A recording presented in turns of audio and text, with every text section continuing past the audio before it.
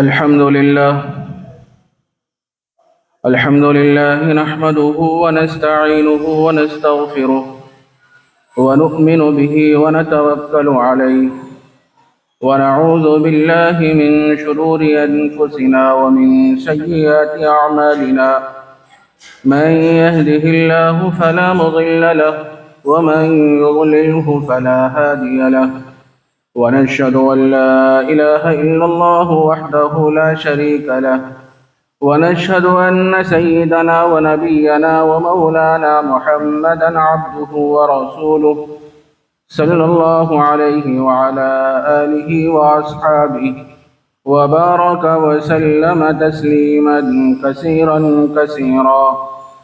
أما بعد، سورة ألم نشرح مكية. بسم الله الرحمن الرحيم. ألم نشرح لك صدرك ووضعنا عنك وزرك الذي أنقض ظهرك ورفعنا لك ذكرك فإن مع العسر يسرا إن مع العسر يسرا فإذا فرغت فانصب وإلى ربك فارغب. صدق اللہ العظیم. معزز حاضرین کرام، گزشتہ سورۃ الضحیٰ میں اللہ تبارک و تعالیٰ نے نبی رحمت صلی اللہ علیہ وسلم پر جو احسانات فرمائے، جو انعامات فرمائے، اس کا تذکرہ تھا. حق تعالی جل شانہ نے نبی رحمت صلی اللہ علیہ وسلم کو دو قسم کی نعمتیں عطا فرمائی. پہلی قسم وہ ہے جن کا تعلق ظاہر سے ہے، دوسری قسم وہ ہے جن کا تعلق باطن سے ہے، اندرون سے ہے. سورۃ الضحیٰ میں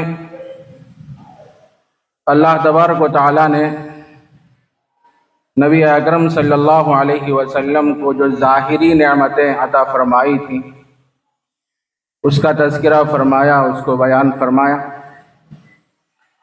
اور سورہ علم نشرح میں باطنی نعمتوں کا تذکرہ فرما رہے ہیں. ظاہری نعمتیں کیا ہیں؟ حق تعالی جل شانہ نے یہ بات ارشاد فرمائی کہ کیا آپ یتیم نہیں تھے، ہم نے آپ کو ٹھکانہ دیا.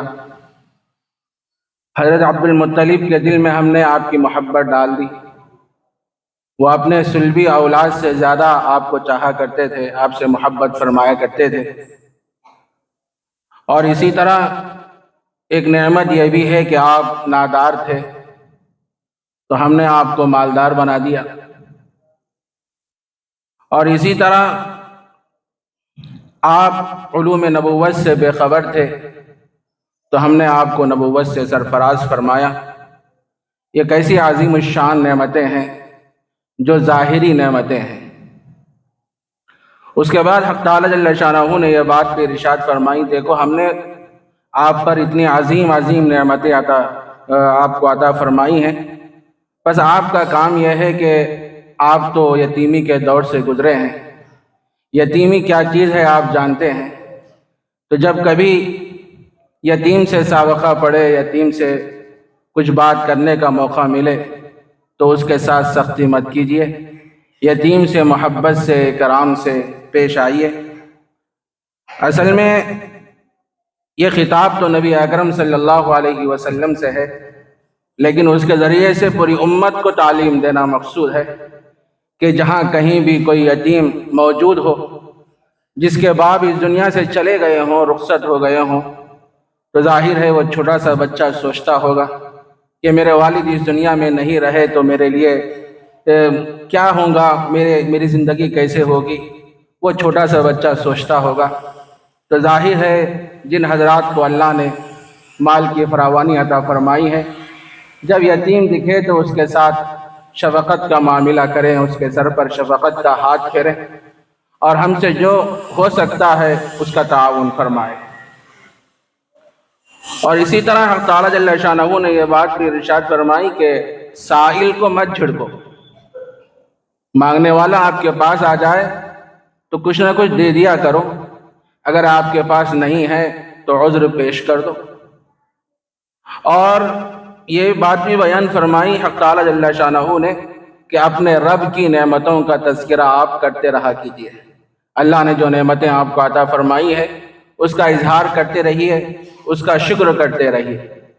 تو سورۃ الضحیٰ میں حق تعالیٰ جل شانہ نے ظاہری نعمتوں کو بیان فرمایا، اور سورہ الم نشرح میں باطنی نعمتوں کا تذکرہ ہو رہا ہے۔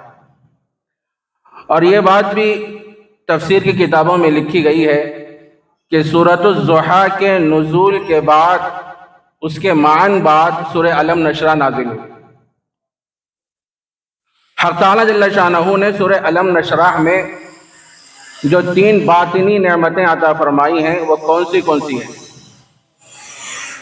پہلی نعمت ہے شرح صدر، دوسری نعمت ہے وضع وزر، اور تیسری نعمت ہے رفع ذکر۔ اب ہر ایک کی تھوڑی سی وضاحت آپ حضرات سماعت فرمائیں۔ شرح صدر کہتے ہیں سینہ کھولنا، سینے کو کشادہ کرنا۔ حق تعالیٰ جل شانہ فرماتے ہیں کیا ہم نے آپ کے خاطر آپ کے سینے کو کشادہ نہیں کیا، آپ کے سینے کو نہیں کھولا؟ تو سینہ کھولنے سے کیا مراد ہے؟ مفسرین نے لکھا ہے کہ سینہ کھولنے سے مراد یہ ہے کہ آپ کے قلب کو نور نبوت سے، علم و معرفت سے اور وحی کی ذمہ داری اٹھانے سے، صبر و شکر سے اور دعوت دین پر استقامت پر جمے رہنے کی وجہ سے، یہ ساری چیزیں حق تعالیٰ جل شانہ نے آپ کو عطا فرمائی، آپ کے سینے کو کشادہ فرمایا۔ بعض علماء نے بعض احادیث کی روشنی میں یہ بات بھی بیان فرمائی کہ سینہ کھولنے سے مراد یہ ہے کہ نبی اکرم صلی اللہ علیہ وسلم کے سینے کو چاک کیا گیا، جس کو شق صدر کہتے ہیں۔ اللہ کے نبی علیہ السلام کی پوری زندگی میں 4 مرتبہ شق صدر ہوا۔ پہلا جو شق صدر ہوا دور رضاعت میں ہوا، جبکہ آپ حضرت حلیمہ سعدیہ رضی اللہ عنہا کے پاس موجود تھے۔ دوسرا جو شق صدر ہے، روایات مختلف ہیں، بعض روایتوں میں ہے کہ 10 سال کی عمر میں دوسرا شق صدر ہوا، اور بعض روایتوں میں ہے کہ 20 سال کی عمر میں شق صدر ہوا۔ تیسرا جو شق صدر ہوا منصب نبوت کے عطا کرتے وقت ہوا، اور چوتھا شق صدر معراج سے قبل کیا گیا۔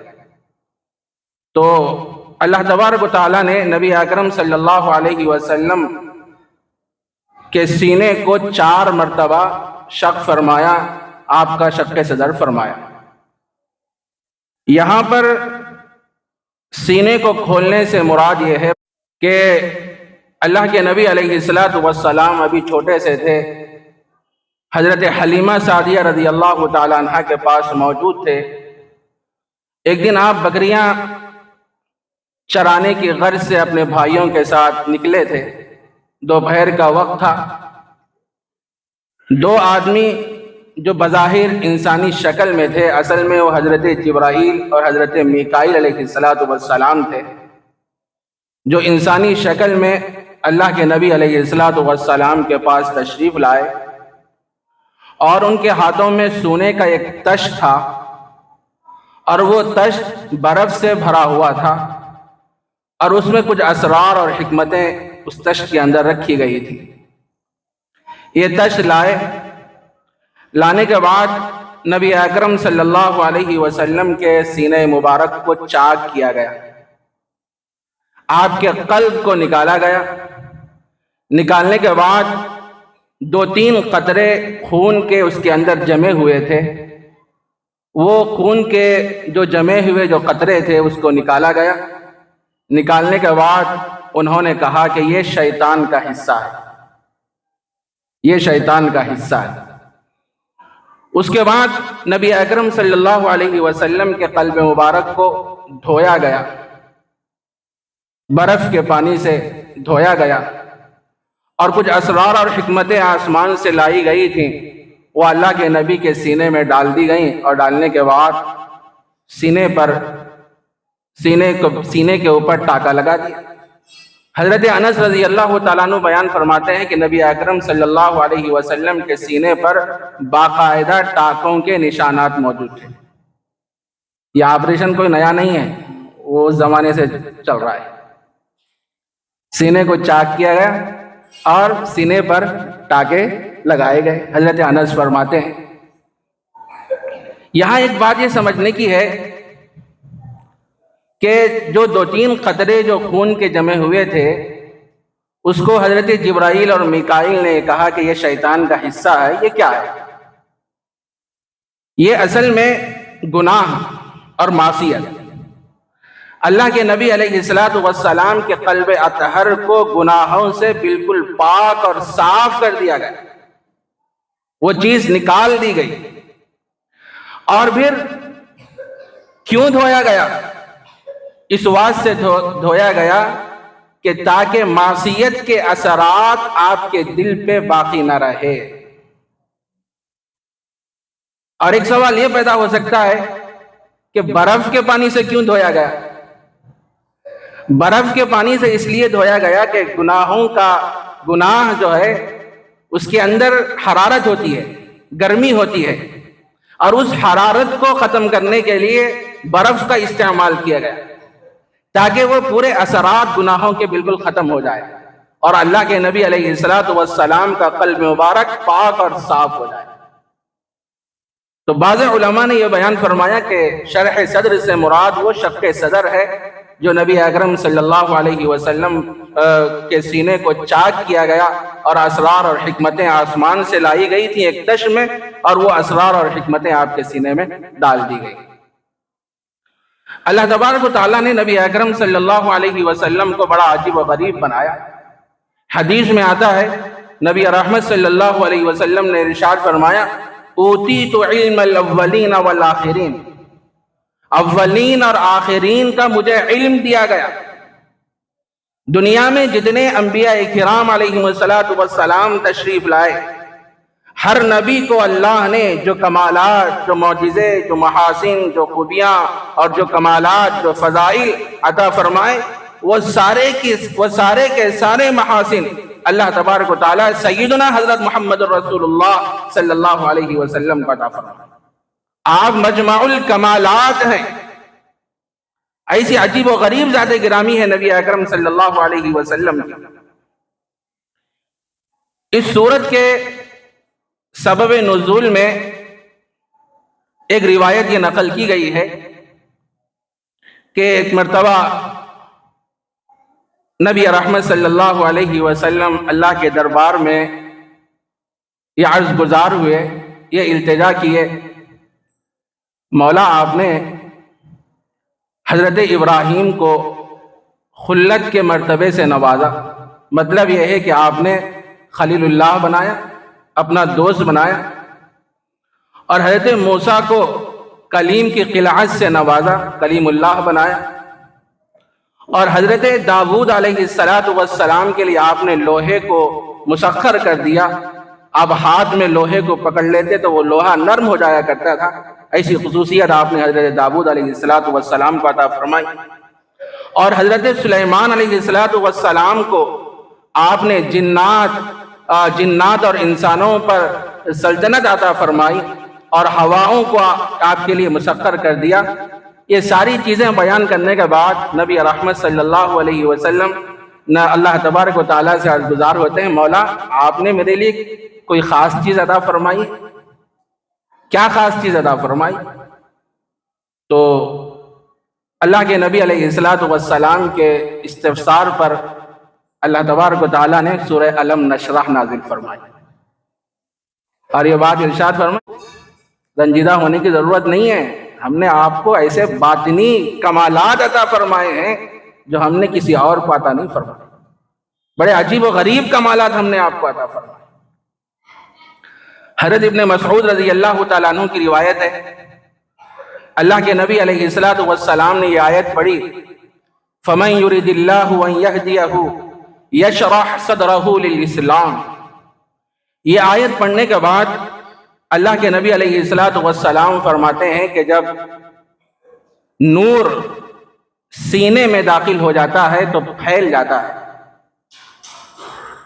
صحابہ نے عرض کیا، اللہ کے رسول صلی اللہ علیہ وسلم اس کی علامت کیا ہے، اس کی نشانی کیا ہے کہ جب نور سینے میں داخل ہوتا ہے تو پھیل جاتا ہے؟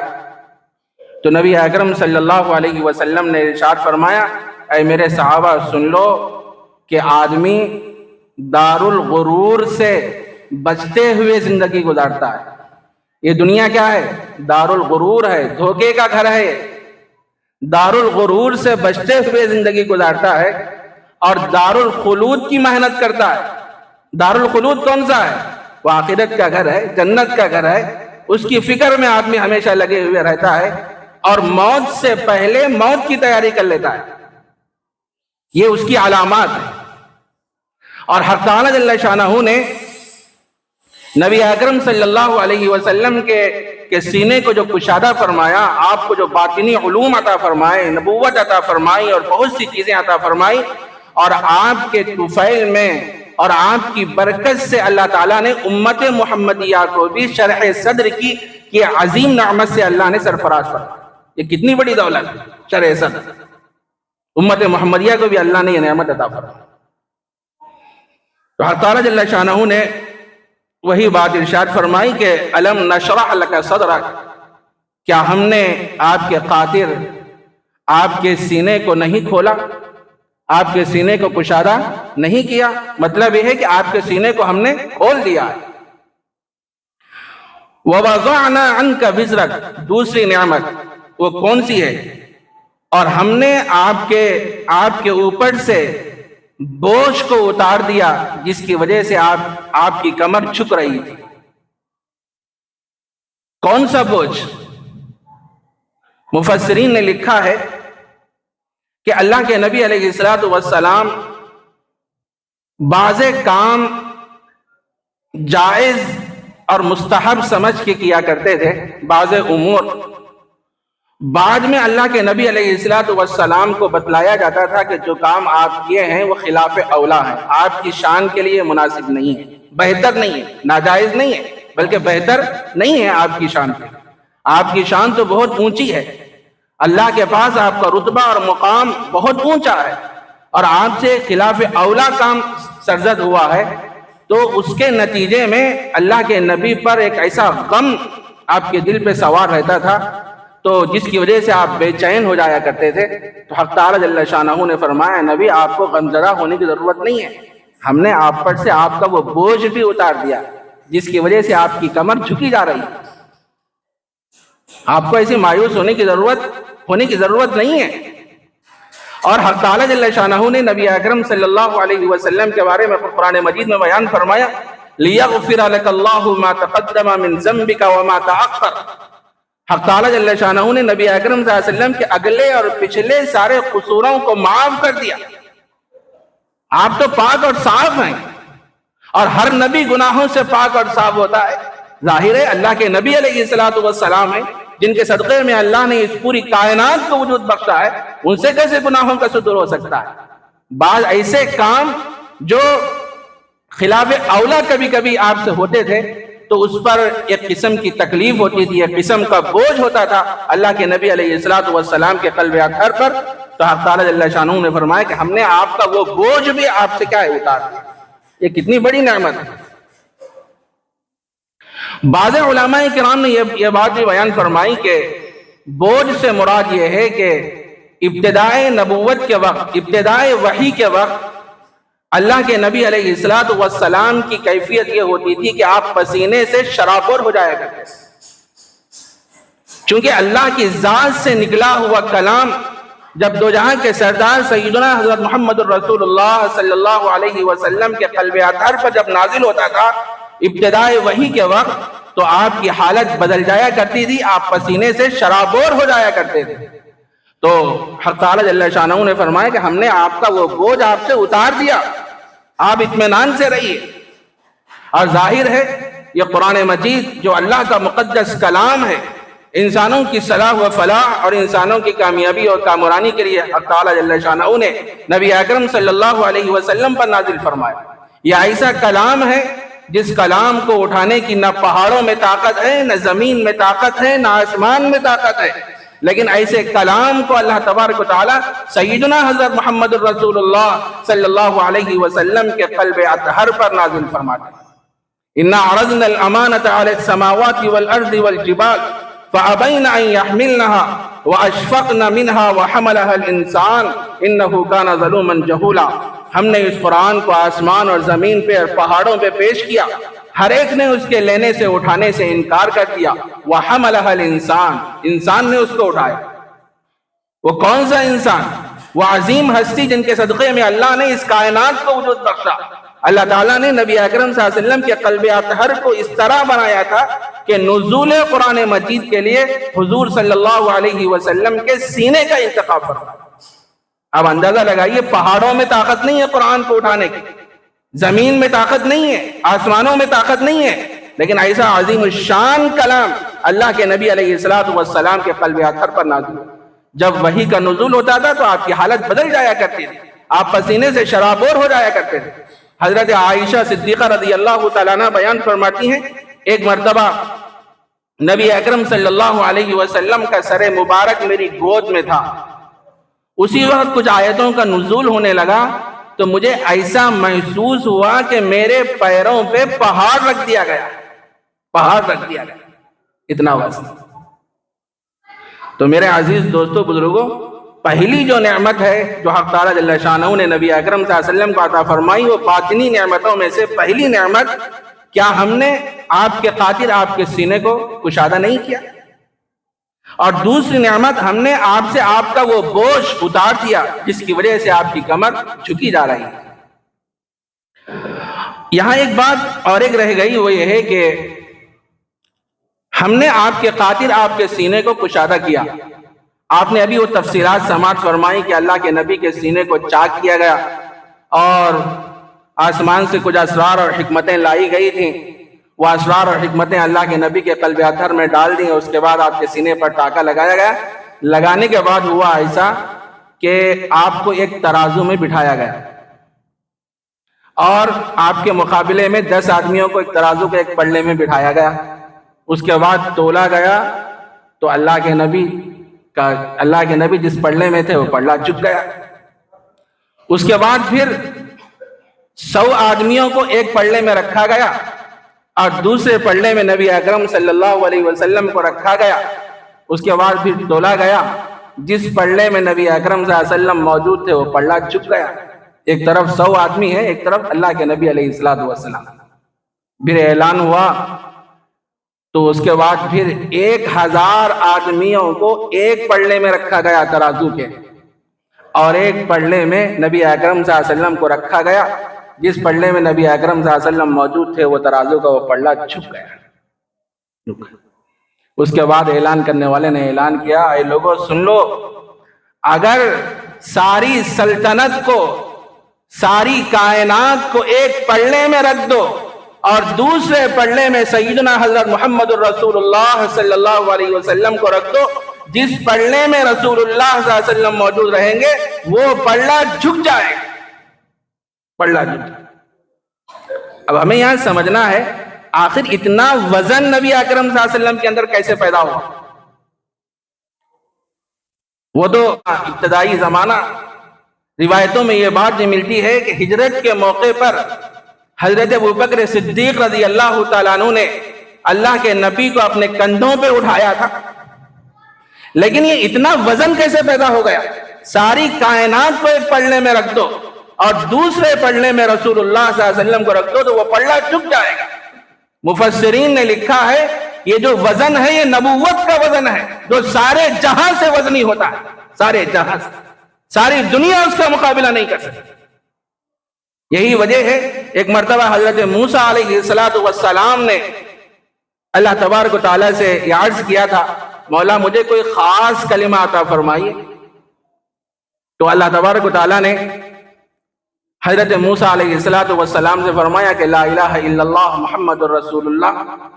تو موسیٰ علیہ السلام نے فرمایا یہ کلمہ تو سب کے لیے ہے، میرے لیے کوئی خاص کلمہ عطا فرمائیے۔ تو حق تعالیٰ جل شانہ نے فرمایا موسیٰ یہ ایسا کلمہ ہے اس کو ایک پلڑے میں رکھ دو اور دوسرے پلڑے میں ساری کائنات کو رکھ دو، خدا کی قسم جس پلڑے میں محمد لا الہ الا اللہ ہوگا وہ پلڑا جھک جائے گا۔ جو وزن نبی اکرم صلی اللہ علیہ وسلم کے جسم میں پیدا ہوا وہ نبوت کا وزن تھا، اور نبوت کا جو وزن ہے سارے جہاں سے وزنی ہوتا ہے، کوئی اس کا مقابلہ نہیں کر سکتا۔ کیسے کمالات اللہ تبارک و تعالیٰ سیدنا حضرت محمد الرسول اللہ صلی اللہ علیہ وسلم کو عطا فرمایا۔ تو پہلا جو انعام جو آپ کو عطا فرمائے گا، جو کمال آپ کو عطا فرمائے گا، کون سا؟ شرح صدر۔ دوسرا ہے وضع وزر، یعنی آپ کا بوجھ ہلکا کیا گیا، یعنی آپ دعوت و تبلیغ میں نکلتے، لوگوں کو اللہ کی طرف بلانے کی فکر اور کوشش میں لگے رہتے، اور اللہ کے نبی کے دل میں یہ خیال آتا تھا کہ لوگ راہ راست پر آ جائیں، دین میں داخل ہو جائیں، اسلام میں داخل ہو جائیں۔ اس کی وجہ سے آپ بڑے مغموم رہا کرتے تھے اور آپ کی طبیعت بگڑ جایا کرتی تھی۔ تو اللہ کے نبی علیہ السلام سے اللہ تبارک و تعالیٰ نے فرمایا آپ کو اتنا غم زدہ ہونے کی ضرورت نہیں ہے، اتنا بوجھ اٹھانے کی ضرورت نہیں ہے، آپ کا کام ہے راستہ بتلا دینا، لوگوں کی رہبری کرنا۔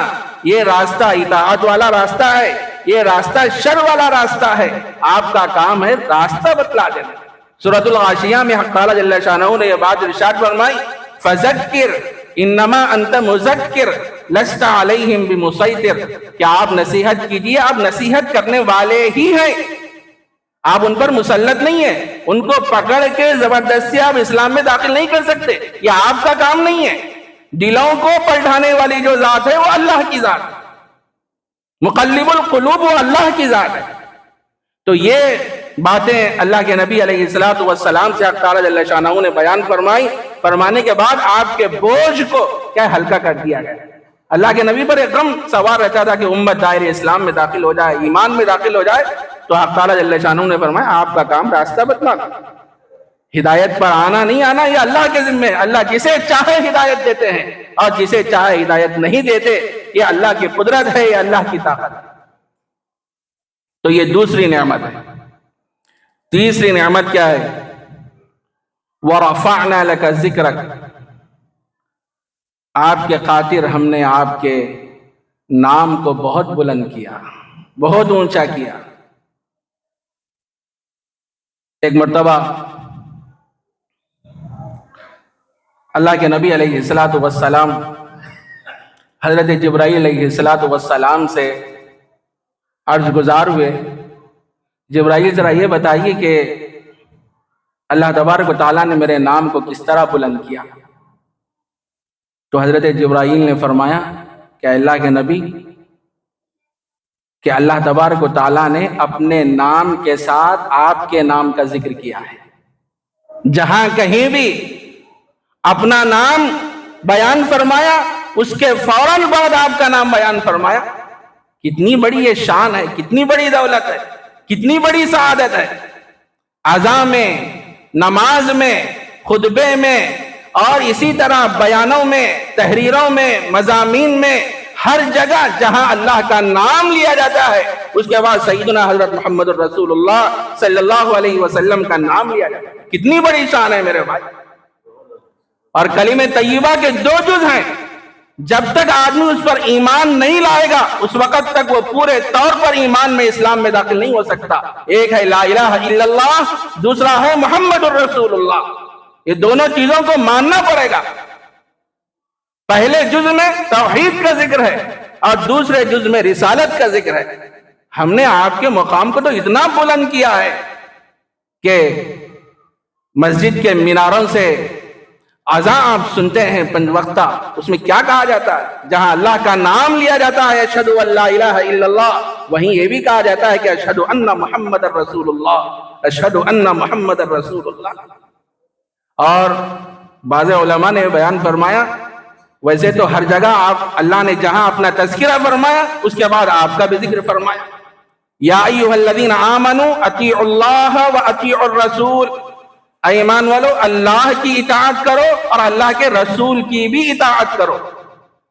اور ایک جگہ اللہ تبارک و تعالیٰ نے ارشاد فرمایا وَمَن يَعْصِ اللَّهَ وَرَسُولَهُ فَإِنَّ لَهُ نَارَ جَهَنَّمَ خَالِدِينَ فِيهَا، جو شخص اللہ کی نافرمانی کرتا ہے اور اللہ کے رسول کی نافرمانی کرتا ہے اس کے لیے جہنم ہے، اس کے لیے جہنم ہے۔ اور دوسری بات یہ ہے کہ سفر معراج کے موقع پر جب اللہ کے نبی علیہ السلام حضرت جبرائیل کی معیت میں آسمانوں میں تشریف لے گئے، پہلے آسمان پہ پہنچے تو وہاں کے فرشتوں نے پوچھا کہ کون ہے؟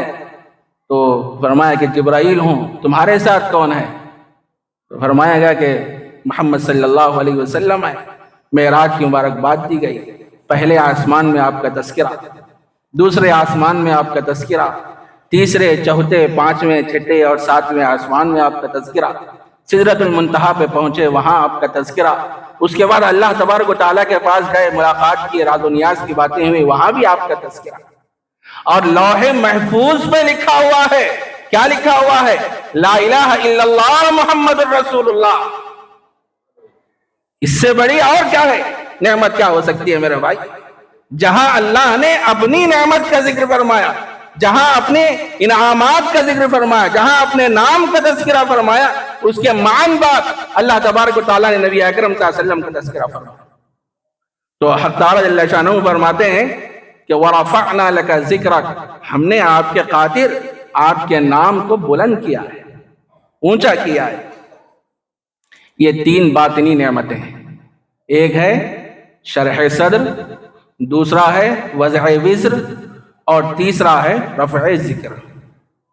اس کے بعد حق تعالیٰ جل شانہ فرماتے ہیں آگے کی آیت میں فَإِنَّ مَعَ الْعُسْرِ يُسْرًا، بے شک مشکل کے ساتھ آسانی ہے۔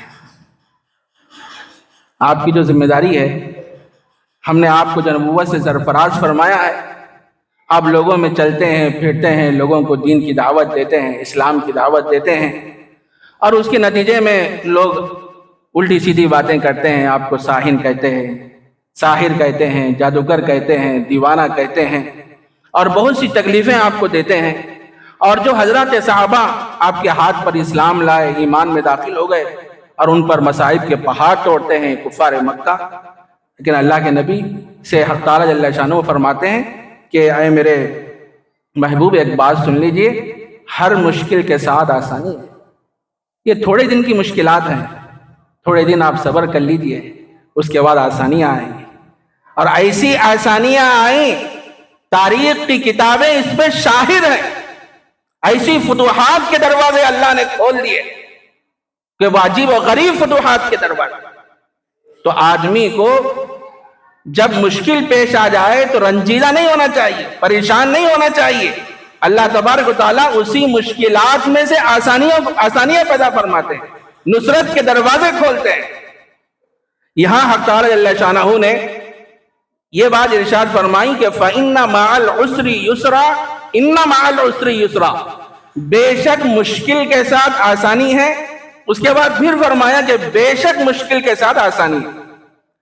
جو حضرات عربی جانتے ہیں وہ اس بات سے اچھی طرح واقف ہیں، جو العسر فرمایا گا، عسر کہتے ہیں مشکل کو، اور العسر پہ الف لام داخل کیا گیا۔ الف لام یہ لام معرفہ ہے، اور اس کے بعد دوسری آیت میں بھی العسر الف لام داخل کیا گیا۔ عربی کا قاعدہ یہ ہے کہ ایک مرتبہ جب الف لام داخل کیا جائے پھر دوبارہ الف لام آئے تو ایک ہی مشکل شمار ہوتی ہے، ایک ہی مشکل، دو نہیں ہوں گے، دو نہیں۔ اور حق تعالیٰ جل شانہ نے یسر کا تذکرہ فرمایا تو نکرہ استعمال فرمایا، الف لام نہیں داخل کرے۔ فَإِنَّ مَعَ الْعُسْرِ يُسْرًا پر رہے، الف لام نہیں ہے۔ دوسری جگہ پہ بھی یسرا بر رہے ہیں، یہاں دو جگہ حق تعالیٰ جل شانہ نے یسرا فرمایا۔ تو عربی کا قاعدہ یہ ہے کہ جب نکرہ لایا جائے تو وہ دو ہی مراد ہوتے ہیں۔ دو مرتبہ مشکل کا تذکرہ کیا گیا تو ایک ہی مراد ہے، اور دو مرتبہ یسر کا تذکرہ کیا گیا تو دو آسانیاں مراد ہیں۔ تو آپ اندازہ لگائیے، ایک مشکل کے ساتھ دو آسانیاں، ایک مشکل کے ساتھ۔ حدیث میں آتا ہے، نبی اکرم صلی اللہ علیہ وسلم نے ارشاد فرمایا، لن یغلب عسر یسرین، ایک مشکل دو آسانیوں پر غالب نہیں ہو سکتی۔ ایسے وقت ہی آدمی کا امتحان ہوتا ہے، مصائب آ جائیں، پریشانیاں آ جائیں، تنگی آ جائے، واویلا کرنے کے بجائے، شکایتیں کرنے کے بجائے اللہ کی تقدیر پہ، اللہ کے فیصلے پہ آدمی کو راضی رہنا چاہیے۔ آدمی جب صبر کا دامن تھامے ہوئے رہتا ہے اور اللہ کے دربار میں دعائیں کرتا ہے، اللہ تبارک و تعالیٰ آسانیاں پیدا فرماتا ہے۔ آسانیاں دو نہیں، متعدد آسانیاں پیدا فرماتے ہیں۔ بعض مرتبہ ہوتا ایسا ہے کہ آدمی کسی جگہ ایک زمانے سے رہتا ہے اور بڑی محنتیں ہوتی ہیں، قربانیاں ہوتی ہیں، اس کے پیچھے لگی ہوئی رہتی ہیں۔ یکایک حالات ایسے آ جاتے ہیں کہ آنے کے بعد جو کچھ وہ محنت کیا ہوتا ہے اس پر ایک وقت، اس پر جب اس کا بیت جاتا ہے، حالات آتے ہیں اور غیر ضروری باتیں جب پیدا ہو جاتی ہیں، پیدا ہونے کے بعد اب آدمی سوچنے لگتا ہے کہ اب میں کیا کروں، میرے زندگی کا قیمتی حصہ تو یہاں گزر گیا، اب میں آگے کیا کروں گا۔ آدمی کیا ہے، پریشانی میں ہوتا ہے، مشکل میں ہوتا ہے، آدمی کو گھبرانے کی ضرورت نہیں ہے۔ ایسے حالات میں صبر کے ساتھ رہے، اگر اس جگہ رہ کے کام کرنا ہے تو کرے، اگر نہیں ہو سکتا ہے تو اللہ کی زمین وسیع ہے، دوسری طرف جائے، اللہ تبارک و تعالیٰ اس کی نصرت فرمائیں گے، مدد فرمائیں گے۔ ہر مشکل کے ساتھ آسانیاں ہیں۔ ایسے بہت سے حالات ہیں میرے بھائی، جب لوگوں پہ مشکلات ڈالی گئیں، مصائب کے پہاڑ توڑے گئے، لوگوں نے یہ سمجھا کہ یہ کچھ کرنے والا نہیں ہے، اس کے پاس کچھ بھی نہیں ہے، پیسے والے اس کے پاس نہیں ہیں، اور اچھے جاہ و منصب والے اس کے پاس نہیں ہے، لوگ تو یہ سمجھتے رہے۔ لیکن جب وہ اللہ کی زمین وسیع سمجھ کے باہر نکلا، لوگوں کی نصرتیں اور اللہ کی مددیں اس قدر شامل حال ہو گئی، اور وہ اس درجے اللہ کی خدمت، اللہ کے دین کی خدمت کرنے لگا، لوگ تعجب سے دیکھنے لگے۔ تو آدمی کو کبھی بھی نا امید نہیں ہونا مشکل میں، مشکل کے ساتھ آسانیاں آتی ہیں، متعدد آسانیاں آتی ہیں۔ تو حق تعالیٰ جل شانہ نے یہی بات ارشاد فرمائی، اے نبی، جو آپ پر جو حالات آ رہے ہیں، آپ کے حضرات صحابہ پر، جانثال صحابہ پر جو مشکلات اس وقت آ رہے ہیں، کفار مکہ دے رہے ہیں، تو آپ تھوڑا سا اس کو برداشت کر لیجئے، صبر کر لیجئے، مشکل کے بعد آسانی آتی ہے، مشکل کے بعد۔ اس کے بعد حق تعالیٰ جل شانہ نے آگے کی آیت میں یہ بات ارشاد فرمائی، فَإِذَا فَرَغْتَ فَانْصَبْ وَإِلَىٰ رَبِّكَ فَارْغَب، جب آپ فارغ ہو جائیں تو محنت کیا کیجئے، مشقت کیا کیجئے۔ کیا مطلب یہ ہے؟ مطلب کیا ہے اس کا؟ مطلب یہ ہے کہ آپ دعوت و تبلیغ سے، لوگوں کو اللہ کی طرف بلانے سے جب فارغ ہو جائیں تو تھوڑا سا وقت اللہ کے لیے نکالیے، خوب ذکر میں، دعا میں، یاد خداوندی میں، قرآن شریف کی تلاوت میں کچھ وقت نکالیے، خلوت میں بیٹھ کر اللہ کو یاد کیجئے۔ اسی واسطے سے فرمایا گیا ہے کہ وہ علماء جو دعوت و تبلیغ میں مصروف رہتے ہیں اور خدمات دین میں مصروف رہتے ہیں، پڑھنے پڑھانے میں مصروف رہتے ہیں، یا کوئی ان کا دینی کام ہوتا ہے، وہ تو اپنا کام کرتے رہیں، وہ بھی بہت بڑی عبادت ہے، بہت بڑا کام ہے، لیکن یہ عبادت بواسطہ مخلوق ہے، مخلوق کے واسطے سے عبادت ہے۔ مطلب کیا ہے اس کا؟ آپ لوگوں میں چل پھر کے امر بالمعروف اور نہی عن المنکر کر رہے ہیں، کس واسطے کر رہے ہیں؟ کہ لوگ راہ راست پر آ جائیں، دین پر آ جائیں، دینی باتوں کو سننے کا مزاج ان کے اندر پیدا ہو جائے، یہ بھی عبادت ہے۔ آپ جو دوڑ دھوپ کر رہے ہیں مخلوق کے واسطے کر رہے ہیں، یہ بھی عبادت ہے، یہ بواسطہ مخلوق ہے۔ جب اس سے فارغ ہو جائیں تو بلا واسطہ بھی اللہ کو یاد کر لیجئے، بغیر واسطے کے اللہ کو تھوڑی دیر یاد کر لیجئے، تنہائیوں میں آئیے، خلوت میں بیٹھ کے اللہ کو یاد کرتے رہیے، ذکر کا اہتمام کرتے رہیے، دعاؤں کا اہتمام کرتے رہیے۔ لکھا ہے کتابوں میں کہ حضرت مولانا الیاس صاحب کاندھلوی رحمۃ اللہ علیہ جو بانی تبلیغ ہیں، جو موجودہ جو ہماری تبلیغی جماعت ہیں اس کے بانی ہیں، ان کے بارے میں لکھا ہے کہ جب یہ میوات کو میں جاتے چلہ لگاتے اور ان کا جب چلہ پورا ہو جاتا بنگلہ والی مسجد میں آتے تو آنے کے بعد لوگوں سے الگ تھلگ ہو جاتے اور بنگلہ والی مسجد میں 3 دن کا اعتکاف کیا کرتے، 3 دن کا۔ لوگ پوچھے کہ آخر آپ اس طریقے سے کیوں کرتے ہیں؟ تو حضرت مولانا الیاس صاحب رحمۃ اللہ علیہ نے فرمایا کہ دیکھو اس کی وجہ یہ ہے، جب میں لوگوں میں چل پھر کے دین کی دعوت دیتا ہوں، اسلام کی دعوت دیتا ہوں تو مختلف لوگوں سے واسطہ پڑتا ہے، اس کے نتیجے میں دل پر ایک میل آ جاتا ہے، دل میرا میلا ہو جاتا ہے، تو میں کنارہ کشی اختیار کرتا ہوں، خلوت میں آ جاتا ہوں اور تھوڑی دیر میں اپنے رب کو منانے کے لیے دعائیں کرتا ہوں اور یاد خداوندی کرتا ہوں، ذکر کا اہتمام کرتا ہوں۔ تو ہمیں بھی چاہیے میرے بھائی، جہاں ہم اجتماعی کام کرتے ہیں، درس و تبلیغ درس کر دیتے ہیں، دعوت و تبلیغ میں مصروف رہتے ہیں اور کوئی اچھا کام کرتے ہیں، جب ہم اس سے فارغ ہو جائیں، فارغ ہونے کے بعد تھوڑی دیر ہم خلوت میں رہ کے اللہ کو یاد کریں، اللہ کو منانے میں مصروف رہیں۔ وہ بھی عبادت ہے، وہ بواسطہ مخلوق ہے، اور یہ عبادت بلا واسطہ ہے، سیدھا ڈائریکٹ اللہ سے مناجات کرنا ہے، دعاؤں کا اہتمام کرنا ہے۔ اور حدیث میں فرمایا گیا اللہ کے نبی علیہ السلام کا یہ حال تھا کہ جبکہ سارے لوگ میٹھی نیند سوئے ہوئے ہوتے ہیں رات کے وقت میں، اللہ کے نبی علیہ السلام اٹھتے، 2 گانا رکعت کی نیت باندھ کے کھڑے ہو جاتے، نفل کا ایسا اہتمام فرمایا کرتے تھے اللہ کے نبی علیہ السلام۔ حضرت عائشہ صدیقہ رضی اللہ تعالیٰ عنہ بیان فرماتی ہیں کہ اللہ کے نبی علیہ السلام کا یہ حال تھا کہ 2 گانا رکعت کی نیت باندھ کے کھڑے ہو جاتے، اتنا لمبا آپ کا قیام ہوتا نماز کی حالت میں اور اتنا لمبا آپ کا سجدہ ہوتا، مجھے ایسا محسوس ہوتا کہ اللہ کے نبی اس دنیا سے پردہ فرما گئے۔ اتنا لمبا رات کی تنہائیوں میں اٹھ کے اللہ کی اس درجے وہ عبادت کیا کرتے ہیں، اس خشوع اور خضوع کا وہ اہتمام کیا کرتے تھے۔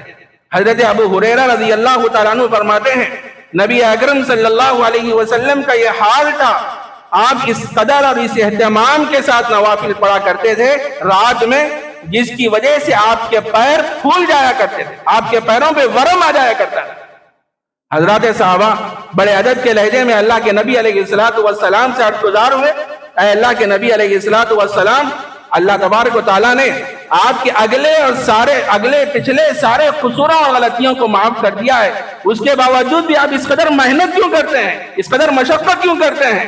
تو اللہ کے نبی علیہ السلام نے حضرات صحابہ سے فرمایا، دیکھو جب اللہ نے بلا مانگے بلا پوچھے مجھ پر اتنا بڑا احسان فرمایا، اتنا بڑا کرم فرمایا کہ میرے اگلے پچھلے سارے قصوروں کو معاف کر دیا، تو میں اس کے شکرانے میں نماز نہ پڑھوں، اس کے شکرانے میں عبادت نہ کروں، اس کے شکرانے میں یاد خداوندی نہ کروں؟ افلا اکون عبدا شکورا، کیا میں اس کا شکر گزار بندہ نہ بنوں؟ تو ہمیں چاہیے جب ہم کسی بھی کام میں رہیں، دینی کام میں، جب فارغ ہو جائیں تو ہم تھوڑی دیر اللہ کی یاد میں اور اس کی اطاعت میں، اس کے ذکر میں ہم مشغول رہیں۔ فَإِذَا فَرَغْتَ فَانْصَبْ وَإِلَىٰ رَبِّكَ فَارْغَب، جب آپ فارغ ہو جائیں تو محنت کیا کیجئے، مشقت کیا کیجئے عبادت کے سلسلے میں۔ وَإِلَىٰ رَبِّكَ فَارْغَب، اور اپنے رب کی طرف توجہ کیا کیجئے۔ اپنے رب کی طرف توجہ کرنے کا کیا مطلب ہے؟ مطلب یہ ہے دعائیں اللہ سے کیجئے، اللہ سے مانگیے، اللہ ہی دینے والے ہیں، اللہ کے علاوہ کسی میں کوئی طاقت نہیں ہے، نفع کا دینا، نقصان کا دینا، ذلت کا دینا، بادشاہی کا دینا، امیری کا دینا، غریبی کا دینا، بچوں کا دینا، بچیوں کا دینا، مذکر کا دینا، مؤنث کا دینا، یہ سب اللہ کے قبضہ قدرت ہے۔ جو کچھ مانگنا ہو اللہ سے مانگو، اللہ ہی دینے والی ذات۔ وَإِلَىٰ رَبِّكَ فَارْغَب، اور اپنے رب کی طرف توجہ کیا کیجیے۔ بہرحال یہ سورہ علم نشرح کا ترجمہ اور قدر تشریح تھی جو آپ حضرات کی خدمت میں پیش کی گئی۔ جو باتیں ہمارے سامنے آئی ہیں اللہ ہم سب کو ان باتوں پر عمل کرنے کی توفیق عطا فرمائے۔ وآخر دعوانا ان الحمد للہ رب العالمین۔